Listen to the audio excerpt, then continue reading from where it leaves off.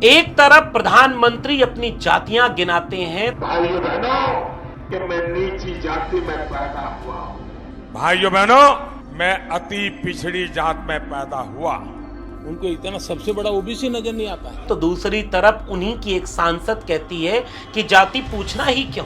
हम पता ही नहीं कौन सा एक्टर की क्या जात है, कोई पता नहीं, कुछ पता नहीं। मेरे आसपास के लोगों की कोई जात का कुछ पता नहीं, क्यों पता करना है भाई। एक तरफ बिहार में जाकर अमित शाह जाति जनगणना की क्रेडिट लेते हैं। ये जो सर्वेक्षण करा है नीतीश जी ने, सर्वेक्षण करने का फैसला हुआ तब भारतीय जनता पार्टी नीतीश सरकार में हिस्सेदार थी और भारतीय जनता पार्टी का ये फैसला।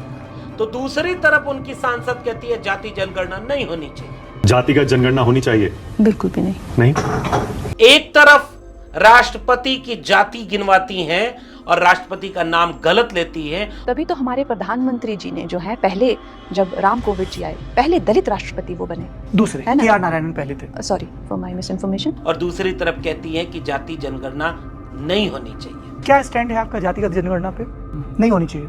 बिल्कुल भी नहीं। क्यों पता करना है भाई, क्यों करना है? आज तक नहीं पता किया, अब क्यों करना है? क्या भारतीय जनता पार्टी भी उसी विचार की है जिस विचार के उन्होंने अपने सांसदों को बना रखा है?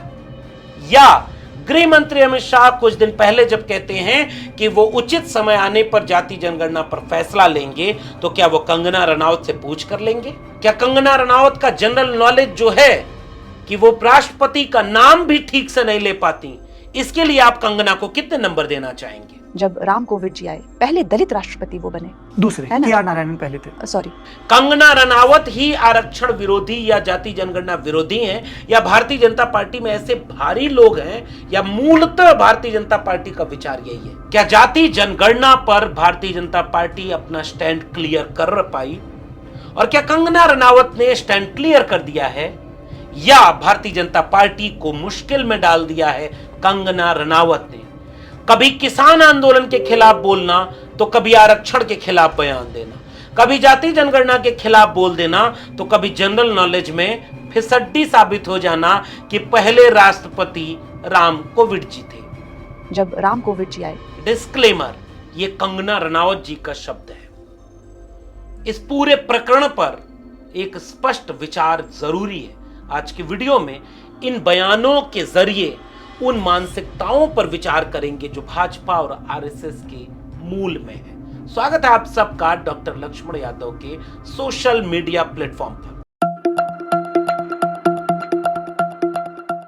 तो असल में कंगना रनावत जो एक एक्ट्रेस हैं, एक अभिनेत्री, और अभिनेत्री के लिहाज से उनका अपना एक करियर, उनके करियर में बहुत सारे उतार चढ़ाव आते रहे, लेकिन वो उनका एक निजी जीवन है। लेकिन उन्होंने चुना कि वो अपने जीवन को निजी नहीं रखेंगे और सार्वजनिक भूमिका तय करेंगे। और उन्होंने भूमिका शुरू की थी मुंबई से लेकर के दिल्ली तक, ट्विटर से लेकर के सोशल मीडिया के प्लेटफॉर्म तक। कभी मुसलमानों के खिलाफ नफरती बयान देने का ट्वीट करना हो, तो कभी महाराष्ट्र की महाविकास अघाड़ी सरकार से टकरा जाना हो। नाम के आगे राजपूत का नाम लगाने से नहीं, जब मुंबई में आपकी बहन के खिलाफ कांग्रेस की गुटबंदी ने मेरा चरित्र हरण किया, मैंने एक क्षत्रिय ललकार दी और कुर्सियां पलट गई। कभी ये कहना हो कि आ रही हूं मुंबई, जो उखाड़ना है उखाड़ लेना, और कभी ये कहना कि किसान आंदोलन में बैठे लोग देश विरोधी हैं। और ये सारा काम करते करते उन्होंने अपने सार्वजनिक जीवन को चुना। लेकिन आज हम उन पर बहुत समय खर्च नहीं करेंगे कि वो क्या है। हां, बीजेपी ने यानी भारतीय जनता पार्टी ने पहले उन्हें Y+ सुरक्षा प्रदान की। जब वो एयरपोर्ट से लेकर के सार्वजनिक जगहों पर जाती हुई दिखी तो तैश तेवर और बॉडीगार्ड के साथ घूमने लगी। समझदार लोगों को यह समझ में आने लगा है कि भारतीय जनता पार्टी चुनावों में इन बातों को भुनाएगी। और वही साबित हुआ। हिमाचल प्रदेश की मंडी से बीजेपी ने अपना टिकट देकर कंगना रनौत को सांसद का चुनाव लड़वाया। कंगना रनौत चुनाव जीत भी गई और चुनाव जीत करके पहली बार दिल्ली आ रही थी। एक दुर्घटना उनके साथ हुई कि एक सीआईएसएफ की महिला सुरक्षा कर्मी ने उन्हें एक थप्पड़ मार दिया, ये कहते हुए कि इसने कहा था कि वहां माएं 500 रुपया लेकर बैठी हैं किसान आंदोलन में, वहां मेरी मां भी बैठी हुई थी। की 100 रुपए के लिए बैठी है लोगों में, ये बैठेगी वहां पे, मेरी माँ बैठेगी उस टाइम जब इसने बयान दिया था। चर्चा हुई, लोग खूब इस पर बातचीत किए।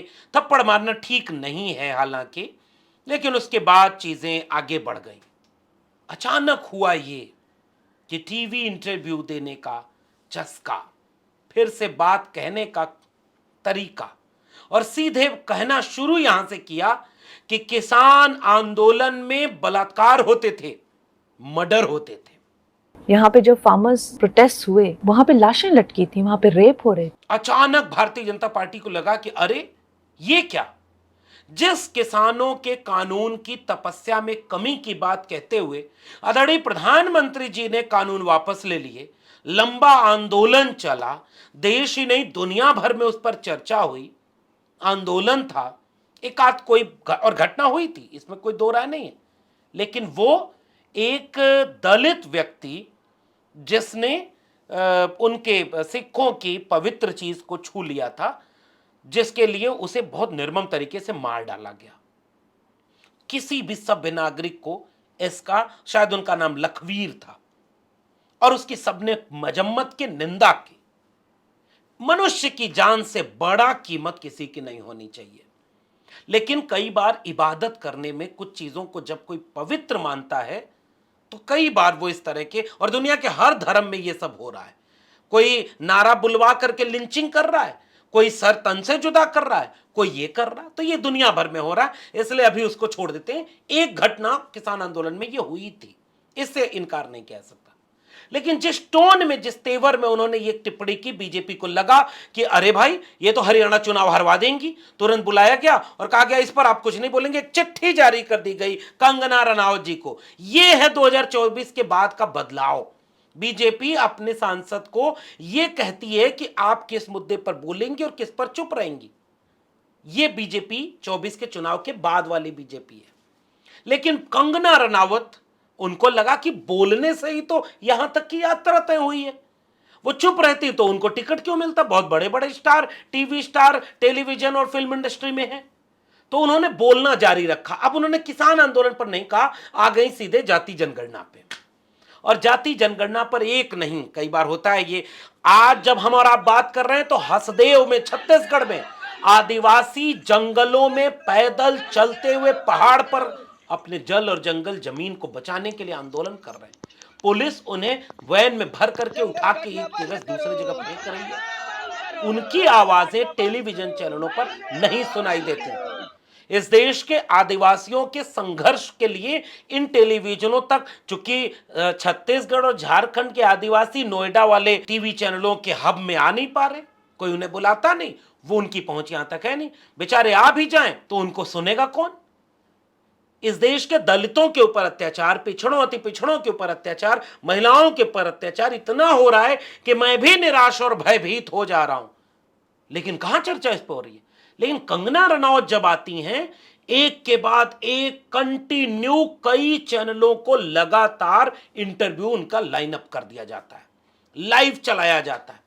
एक जगह वो बोलती हैं कि उनसे रैपिड फायर में पूछा गया क्या आप जाति जनगणना का समर्थन करती हैं, तो उन्होंने कहा ना, नहीं करते समर्थन। फिर दूसरा इंटरव्यू आता है और उस इंटरव्यू में जब उनसे पूछा जाता है कि आप क्या जातिवार जनगणना का समर्थन करती हैं, तो फिर से वो कहती हैं कि वो नहीं करती हैं समर्थन। फिर उनसे कहा गया कि क्या पॉजिटिव डिस्क्रिमिनेशन, अफर्मेटिव एक्शन, ये जो पॉलिसी है, इस पर अब अचानक से कंगना रनौत का ज्ञान शुरू हो जाता है। और ज्ञान की बात तो आपसे बेहतर कौन जानेगा। उसी इंटरव्यू में एक लाइन एक आती है कि देखिए, थोड़ी देर पहले वही कंगना रनौत कहती है कि जाति क्यों जाननी है भाई, क्यों जानना चाहते हैं किसी की जाति आप? हम एक्ट्रेस हैं, हम किसी की जाति नहीं पूछते। हमारे आसपास कौन काम करता है, किसी की जाति हम नहीं पूछते।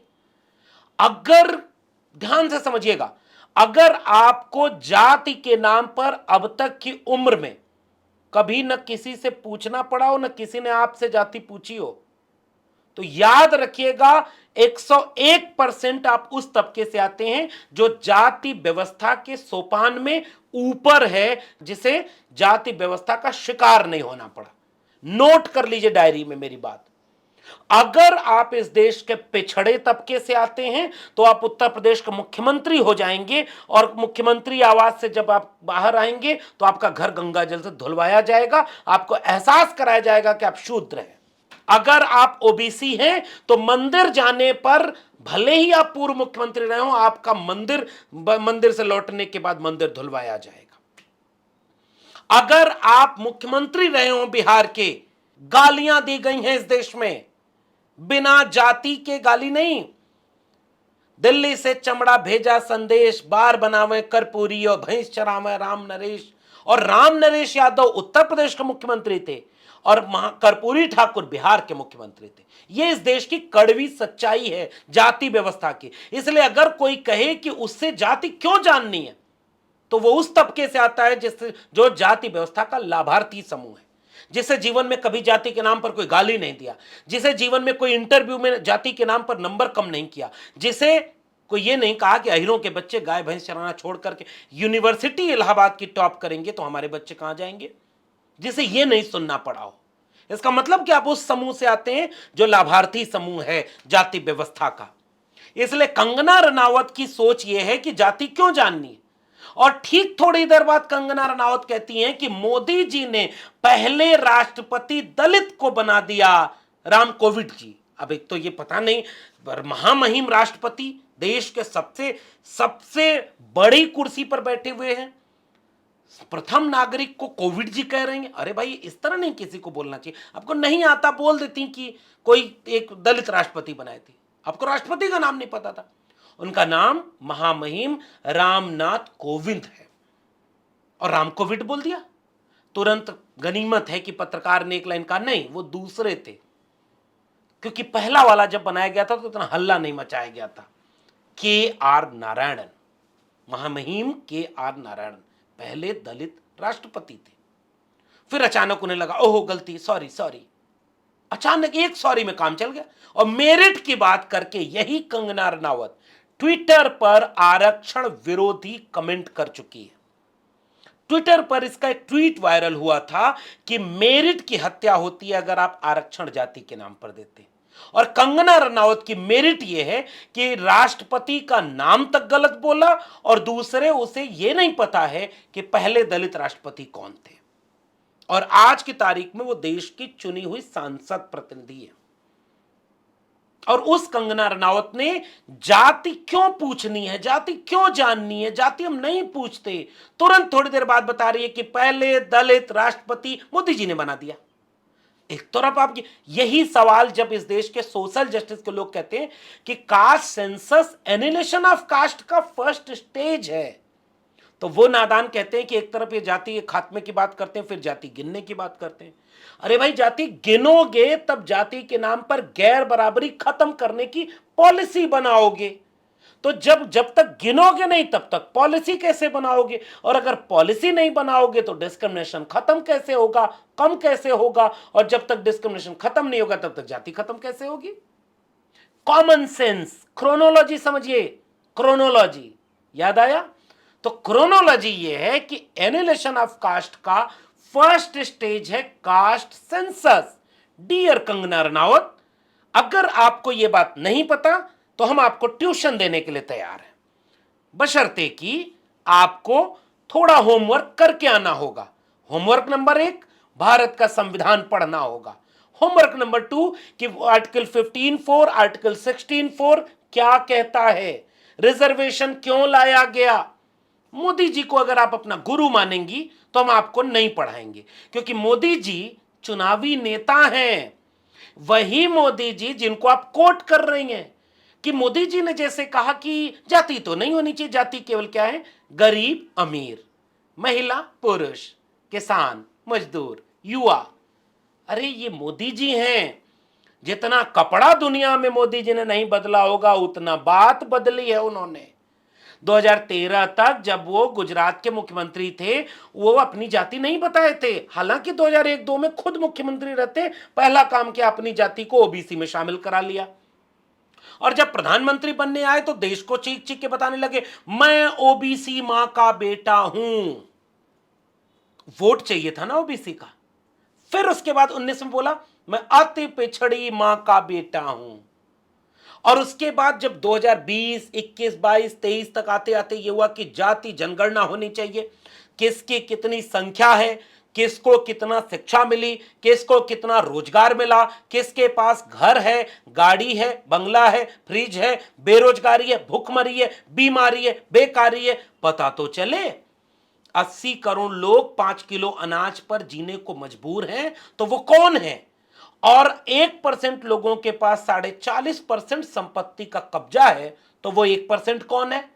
देश में पता तो चले। सड़क बनानी होती है तो पहले पता करते हैं कि सड़क कहां नहीं है और कहां है। जहां सड़क है उसी के ऊपर सड़क नहीं बनाते, जहां सड़क नहीं है पहले उसकी खोज करते हैं, आंकड़े जुटाते हैं। डियर कंगना, ये बेसिक होमवर्क कर लेना चाहिए। और आप मोदी जी को अपना गुरु मान रहे हो, तो वो मोदी जी जब जाति जनगणना की बात हुई तो गिनाने लगे कि गरीब अमीर ही जाति होती है। आपको ये तो याद रहा। कुछ दिन बाद जब वही मोदी जी संसद में खड़ा होकर कह रहे हैं, ये आजकल ओबीसी पूछ रहे हैं, इनको इतना बड़ा ओबीसी नहीं दिख रहा। ये बताइए कौन सी चीज है डियर कंगना? अच्छा डियर कंगना, मुझे अचानक याद आया कि आप शायद राजपूत हैं, क्षत्रिय हैं। ट्विटर पर जब झगड़ा हो रहा था कुछ दिन पहले, जब आप टिकट लाने के लिए खूब अनाप शनाप ट्विटर पर लिखती थी, शायद आपने राजपूत जाति पर कोई ट्वीट किया था। आप जाति तो मानती नहीं, तो आपको यह पता कैसे कि आप राजपूत हैं, बिष्ट हैं कि क्या हैं? और आपको अपनी जाति पर अहंकार है और उसके बाद कहते हो जाति नहीं गिननी चाहिए। ये ठीक नहीं है, ये गलत बात है। तो मोदी जी को आप कॉपी करते हो। मोदी जी तो जब मौका मिलता है अपनी जाति बताते हैं, उपराष्ट्रपति की जाति बताते हैं, राष्ट्रपति की जाति बताते हैं। वही बीजेपी बताती है सबसे ज्यादा ओबीसी मुख्यमंत्री हमने बनाया, सबसे ज्यादा दलित मंत्री हमने बनाया। ये बीजेपी यही वाली। मोदी जी के मंत्रिमंडल में 27 मंत्री, जोर से बोलो कितने मंत्री? 27 मंत्री। अरे भाई, जब सबकी जाति बता रहे हो और तुम्हारा अनुराग ठाकुर संसद में खड़ा होकर राहुल गांधी की जाति पूछ रहा है, जिसको जात का पता नहीं वो गन्ना की बात करता है, तो भाई पूरा देश की जाति क्यों नहीं बीजेपी पूछेगी? और कंगना रनावत, आपने मोदी जी को कोट करके असल में मोदी जी को कटघरे में खड़ा कर दिया। आप योगी को कोट की थी तब तो समझ में आ रहा था, बटेंगे तो कटेंगे, एक रहेंगे तो नेक रहेंगे। कटेंगे तो कटेंगे, एक रहेंगे तो नेक रहेंगे। इतना जहरीला बयान बांटा कौन डियर कंगना? कास्ट सिस्टम बनाया किसने डियर कंगना? कास्ट सिस्टम के नाम पर बांटा किसने? मंदिर में जाने से रोका किसने? सड़क पर चढ़ने से मारा किसने? कंगना, मेरा YouTube चैनल देखना, कल मैंने परसों उस पर एक वीडियो बनाई है। 1893 ईस्वी में अय्यंकाली केरल के तिरुवनंतपुरम में, वहां के आसपास अय्यंकाली बैलगाड़ी लेकर के सड़क पर दौड़ते हैं, जिस सड़क पर चलने के लिए पुलयार नामक अछूत जाति को सवर्ण हिंदुओं ने मना कर रखा था। नारायण गुरु, बसवन्ना, चोखा मेला, पेरियार, फूले, अंबेडकर। थोड़ा होमवर्क करने के लिए इसीलिए कह रहा हूं, इन सब को पढ़ के आना पड़ेगा, तब मैं एडमिशन लूंगा, क्योंकि तुम्हें बेसिक भी नहीं आता। और डियर कंगना, ये केवल आपकी समस्या नहीं है, ये पूरे देश में जो भी जातिवादी लोग हैं वो पढ़ते नहीं। उन्हें बटेंगे तो कटेंगे याद रहा, बांटा किसने उन्हें बेसिक नहीं पता। किसने जाति व्यवस्था बनाई? किसने मंदिर में जाने से रोका? किसने सड़क पर चलने से रोका? किसने तालाब में पानी पीने से रोका? किसने गंगा जल से मुख्यमंत्री का घर धुलवाया? किसने राष्ट्रपति को जो है रामनाथ कोविंद जी को, ना कि राम कोविड को, आप ये अपमान न करें देश का। रामनाथ कोविंद जी जब महामहिम थे तो उन्हें मंदिर में जाने से क्यों रोका? गूगल करके पढ़ना। यह है जाति व्यवस्था। और तुम जाति जनगणना नहीं कराओगे तो मैं तो बीजेपी को फंसा दिया। बीजेपी के गृह मंत्री अमित शाह बिहार में जाते हैं और वो वहां कहते हैं कि बिहार में जाति जनगणना तब हुई जब बीजेपी जाति जनगणना वाले कैबिनेट में शामिल थी। तो बिहार की जाति जनगणना कराने की क्रेडिट किसकी? गृह मंत्री अमित शाह के अकॉर्डिंग बीजेपी की। तो जाति जनगणना के फेवर में कौन? बीजेपी। गृह मंत्री का कुछ दिन पहले बयान क्या आया कि हम उचित समय आने पर जाति जनगणना कराएंगे। और डियर कंगना, तुमने कह दिया जाति जनगणना नहीं होनी चाहिए। ये जेपी नड्डा जी बुलाए कि अब आपको चिट्ठी से तो मान नहीं रही हो, तो अब जर लगता है घर बुला के ये कहा गया कि आप इन मुद्दों पर नहीं बोलेंगे। लेकिन देश की राजनीति अब एक साफ तस्वीर देख रही है कि भारतीय जनता पार्टी एक आरक्षण विरोधी, एक जाति जनगणना विरोधी, एक बहुजन विरोधी मानसिकता के लोगों का अड्डा बन गई है, जिसकी पहली प्रवक्ता अब आज की तारीख में कंगना रनावत है। अब जरा आरएसएस और बीजेपी को साफ करना चाहिए कि जाति जनगणना के विरोधी है बीजेपी भी, और अगर विरोधी नहीं है तो अब तक कंगना रनावत के बयान पर कोई प्रतिक्रिया क्यों नहीं आई?